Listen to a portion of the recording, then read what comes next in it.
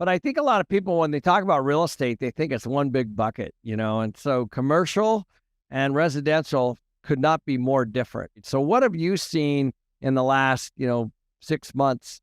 Yeah, a lot of it, honestly, it's one of those things where it goes back to what I'm sure you've talked about more than once on your show here, is that, there is no real estate market, right? It's markets. Like every city, every neighborhood, every location is different based off of supply, demand, whatever, economics and so forth. So if I could talk specifically about like where I focus on the most, which is Pacific Northwest, for instance, last year we took a good hit actually in that area because you had a hyper appreciation area over the last few years that we've been crushing it and taking advantage of.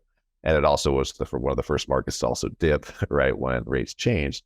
And it was typically for like the higher buying points. And so $1 million plus and so forth. Like we had a house last year that we lost. I originally thought we only lost like 70 something thousand on it, but after the books closed out, it was like 96,000. So woohoo, even better. But that house alone, when we bought it, we comped it at 1.4 million, and then as an ARV, and then it went up to 1.6. And we did this house in 4 months, by the way. You're talking, I bought it and sold it within 4 months. And in a 4-month period, it went from 1.4 when we bought it, 1.6 2 months into it, sold 1.2. What I'm trying to say in this is that also across the neighborhood, we had another house that we thought would sell for 850 and it sold for 910 in the exact same month, right? So it's case by case. Now, what I'm finding out with more like investors is there's a lot of buyer hesitancy in the investor area. Sellers don't need to sell right now. And that's a lot of sellers right now are not nervous. They're not scared about their homes so much because they're sitting on their 3%, 3.5%, 4%, whatever interest rates, and they're not motivated to sell. They don't need to sell. The only time that they might need to sell is maybe an economic challenge, or they need to move or whatever due to a job or relocation or some avenue there. But us investors out there, there's a lot of buyer hesitation because the interest rates have made things very uncertain, not just the interest rates, but also just the general economy and what's going to happen. Where should I put my money? Should I leave it in cash? Should I not? And then unfortunately, a lot of single family investors, just like multifamily investors, are so reliant on lower interest rates to make their numbers work out when they want to keep it as a buy and hold. So I've met a lot of investors that were more of a holding pattern that are now like, I'm just flipping. Yes, right? To be clear, they're kind of getting impatient to keep waiting. So they're just saying, screw it, let me just try to flip this house. Yeah, I think what it is, most people that invest in single family are normal people, and they might even be working a job, or maybe they're full-time in it, but their full-time income is single family, right? And maybe they have some sort of side hustle, maybe they're a realtor, maybe there's something else, whatever. And they need to supplement their active income. When we saw the market shift last year, I created a Facebook group just for a few months, just because I thought it was fun, called Recovering House Flippers Anonymous.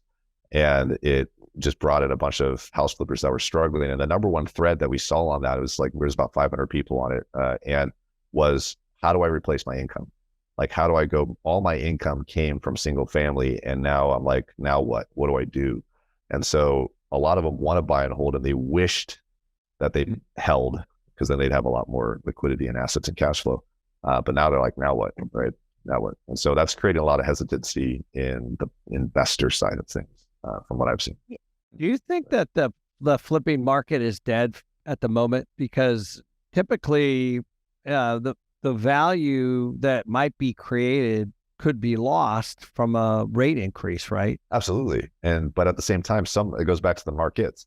I know some markets, and I know some people that are crushing it right now in their area. Like, I got friends of mine in like the St. Louis area, for instance, that still haven't had any issues, right? They might have like another extra week days on the market for their properties, but they're still selling and they're still blowing it going. So a lot of it just depends on which neighborhood, which market. I just sold a house literally in Tacoma, Washington for way freaking more over asking than I thought it was going to, but it was also a first time home buyer price point.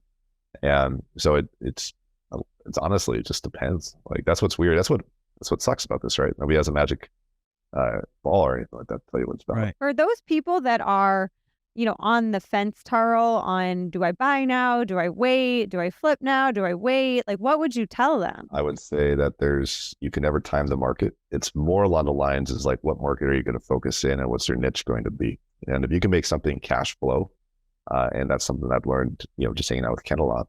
If something pencils out as a cash flow deal, even at the interest rates that they're at right now, then that's going to be an even better deal later down the line. And so if you can find that, so maybe you have to dig in a little bit more. And also, reality is maybe you have to put more offers in. But what also is happening is there's becoming less competition on the investor pool because a lot of people are stepping on the sidelines. And you had a huge influx and desire for people to invest in real estate over the last decade, basically.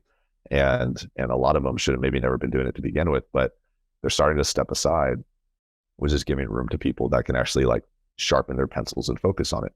We used to, for years in my business, we've been very fortunate to take advantage of high appreciations and make tons of money and high over asking and so forth, and even mess up our rehab sometimes, but it's okay. It appreciates for more. Who cares, right?